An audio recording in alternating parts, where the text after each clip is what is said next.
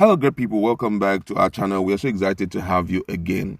Because of the menace of the Fulani Herdsmen in the southern part of Nigeria, some few months ago, the 17 southern governors met in two times in different states. First was in Delta State, and another was in Lagos State to concretize on what they want the federal government to do and what they must do so that they can at least bring some level of security back to the people of the southern part of Nigeria. And one of the key decision they made was to ensure a bill or a law is in place to regulate and open grazing in the southern part of Nigeria, talking about the anti-open grazing law. Now, we have just barely 2 weeks to go to the deadline. The deadline given to the Fulani herders was the 1st of September, that by that time, all the southern governors may have gotten a hold of a law to prohibit anything like open grazing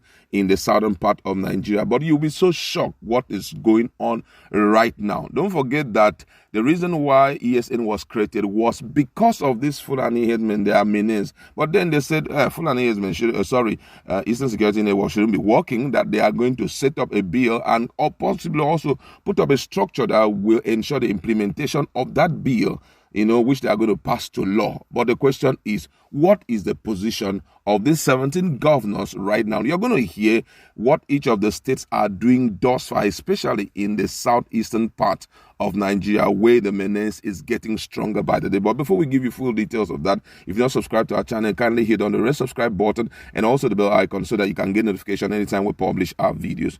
All right, according to the news, less than 1 month to the deadline by the southern governors set by the 17 member states of southern governors to enact law banning open grazing as a way of tackling murderous and destructive activities of Fulani Herdsmen, it seems that some Southeast governors are not taking the matter serious. The Southern Governors Forum at its meeting on 5th July directed member states to pass the anti-grazing law by 1st September 2021.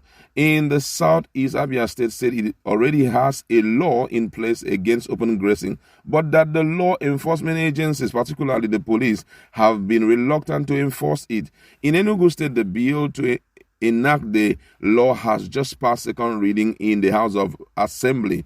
Anambra State seems not to be interested in making the law at all, claiming that the state has a standing compensation arrangement for farmers and herders in case of destruction by either side. But with the arrangement in place, clashes between Fulani herders and communities have been ongoing. In Imo State, the House of Assembly said it has commenced work on the bill on open grazing law, but said that it is still at first reading stage. However, Ebonyi State seems not to be interested in making the law as it is not yet made any move towards it. No bill on the law is with the State House of Assembly. The situation is worrisome because their counterpart in the Southwest and South-South have either enacted a law or have gone very far in making the law. The question is, why are Southeast governors reluctant to make the laws to protect their people and their farm, even when some part of North, including Katsina, where President Muhammadu Buhari is from, have outlawed open grazing, who are the Southeast governors afraid of? While the Southeast governors are not too eager to enact anti-open law, the activities of the herdsmen have continued unabated. Enugu, Ebonyi, Abia, and all the states in the region are still under intense attack. For example, in Anambra State, up till now, the state is still operating the gentleman agreement reached with the herdsmen, in which compensation is paid to damages incurred on either side. Nothing indicates that the state intends to enact any open grazing law. Although the State House of Assembly made an attempt to pass a law against open grazing in the state, the law was later stepped down. And despite the stand of the southern governors on the issue, the state has not done anything. Under the state standing agreement with the herders, compensation is paid to either side in case of any destruction of lives and properties, and there is a joint task force in charge of the matter. However, some respondents in the state who spoke on the matter faulted the gentleman's agreement, arguing that it was wrong to equate human lives with cattle. Mr. Adimora Nalu, a community leader from Omo in Ayamelum local government area of the state said there is no justification for the state government not to have a law banning open grazing in the state in view of the enormous destruction the herdsmen have caused in the state, particularly in all the local government areas in Umambala section of the state. He went further to say that for years we were suffering so much in the hands of the herdsmen who were grazing openly on our farms and taking advantage of our women. Although we devised a means of protecting ourselves from the herdsmen, we expected the state government to enact a law that would make it an offense for people to allow their cows to enter into farms and destroy crops. We were happy when a bill was introduced in the State House of Assembly on the matter, but our people were disappointed on hearing that the bill was stepped down. The stepping down of the bill gave the herdsmen the impetus to increase the tempo of their destruction of crops on our farm. We also thought that the mandate given by the southern governors for such a bill to be promulgated in all states in the south will have made the state lawmakers to step up the fight against open grazing, but nothing seems to be happening. Although there was a drop on the rate of marine of cattle on Anambra Forest some months ago, the sight of cattle in many communities have become common in recent times. Chief Emeka Okeke from Akwa said the reason for the re-emergence of the cows on Anambra Road was because the herdsmen felt that government was protecting them, and they may be right. According to him, he said, I don't know why our governors are afraid to fight these herdsmen headlong. By refusing to enact the law against open grazing, the governors are encouraging a kind of confrontation with the herdsmen, which is what our people do not want. The herdsmen who are flooding our various communities are only banking on the assumption that the governors lack the political will to fight them, and this is very unfortunate. Now, in Abia State, the paramount traditional ruler of Abriba, ancient Kingdom, Eze Kalu Obu, has expressed worry over the reluctance of Southeast governors to enforce the ban on open grazing, saying it shows the level of disconnect between the leaders and the led. According to him, if leaders actually felt or feel the pains of the led, they would hastily take action to protect their interests. In his words, he said, it shows the level of disconnect between the leaders and the citizens. If you live among the people and see the anguish of a mother who returns home from the farm daily crying for the destruction of her farm, you will not hesitate to enact the law banning open grazing in the state. If you even go to the farm where cassava is uprooted on a daily basis to feed the cows, you will never hesitate.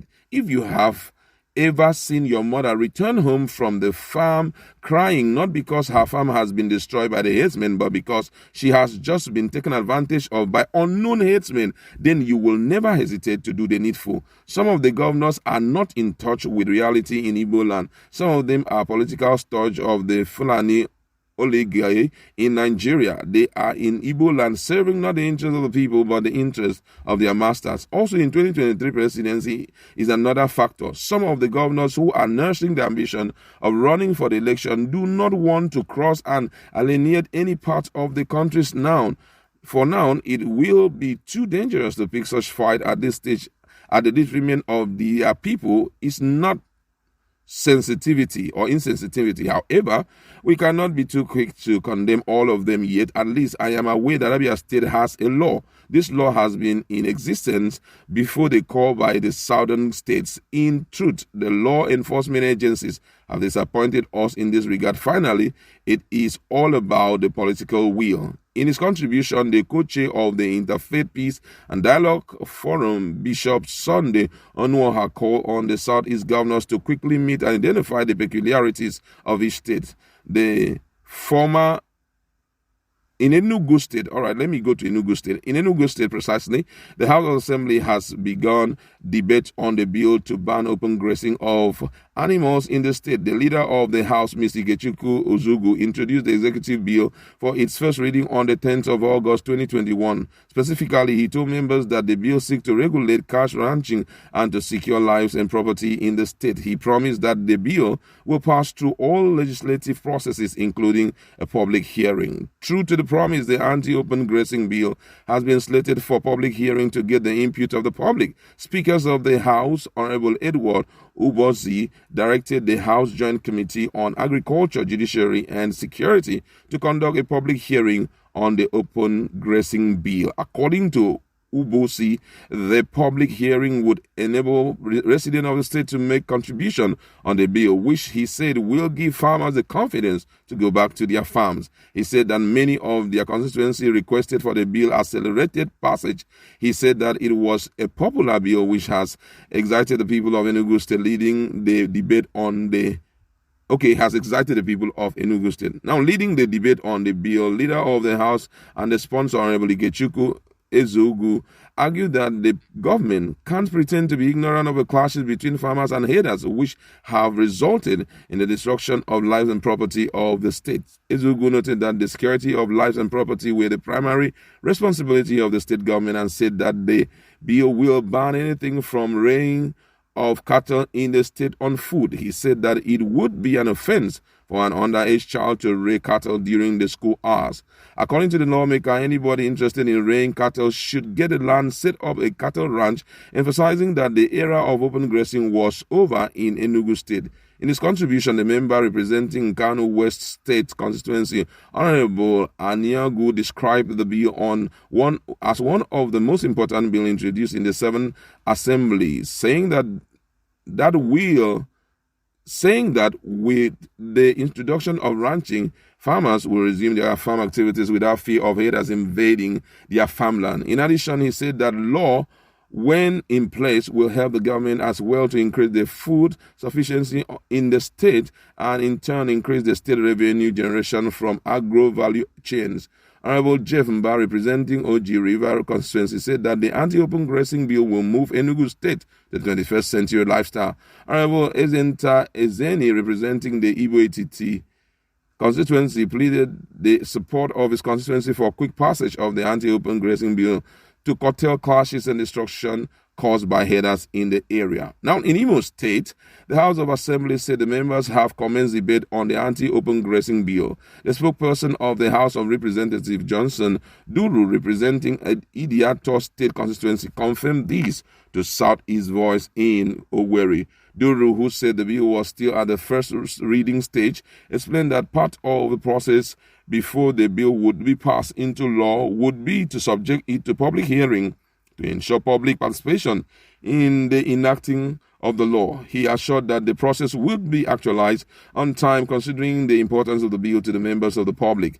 According to him, he said the Imo State House of Assembly has started working on the bill on ban on open grazing. The bill is at the first reading stage. Before the passage of the bill, there will be a public hearing so that members of the public will participate in the process to making the bill. In Ebonyi State, there is no sign that the government wants to enact the open grazing law.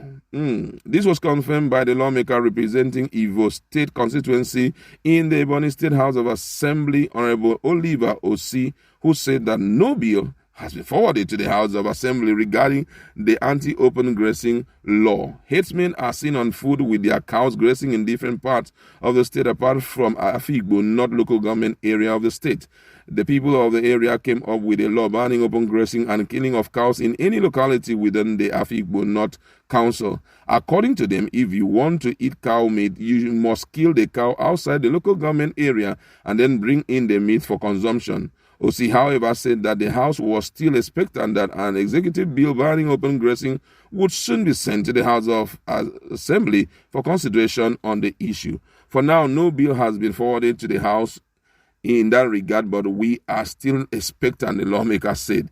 A youth activist and the former president of Ndibo Youth Wing, Mazi Ogechukwu Zuzoro, in his contribution, urged the governors of the Southeast Zone to show greater commitment in the implementation of the ban on open grazing of cattle. Zuzoro, however, alleged that there exist attempts by the federal government to intimidate and frustrate governors from implementing the ban on open grazing of cattle in the Southeastern Zone. I want you to go to our comment section. It's a long